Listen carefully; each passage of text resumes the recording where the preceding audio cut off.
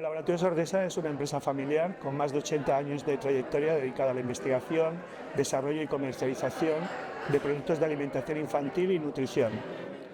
Desde nuestros orígenes en 1943 hemos sido pioneros en la creación de productos de alimentación infantil innovadores y hoy en día ofrecemos un amplio portfolio de más de 380 referencias que abarcan desde leches infantiles y cereales infantiles hasta complementos nutricionales y productos específicos para diferentes etapas de la vida.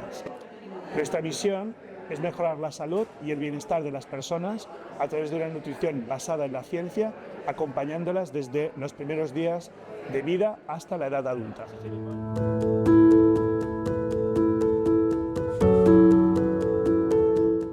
En el área de investigación preclínica estamos trabajando en nuevos ingredientes funcionales y fórmulas avanzadas que buscan mejorar la salud inmunológica y el desarrollo del bebé desde las primeras etapas de la vida.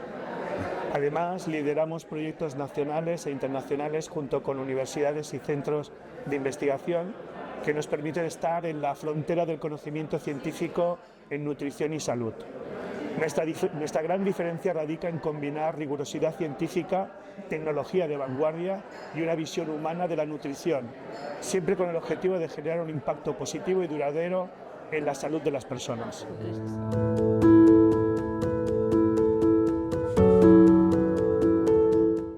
Bueno, en investigación y desarrollo los errores son una parte natural del proceso.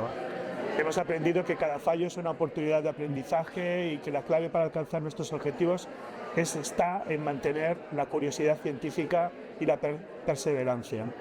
También hemos entendido que la innovación sostenible sí requiere equilibrio entre la investigación básica y la aplicación práctica. Es fundamental escuchar a las familias, a los profesionales de la salud y al mercado para transformar ese conocimiento científico en soluciones reales y seguras.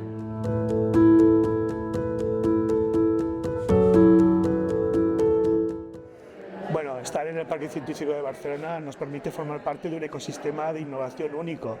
Estamos rodeados de centros de investigación, de universidades y empresas biotecnológicas con las que compartimos una misma visión: avanzar en ciencia para mejorar la vida.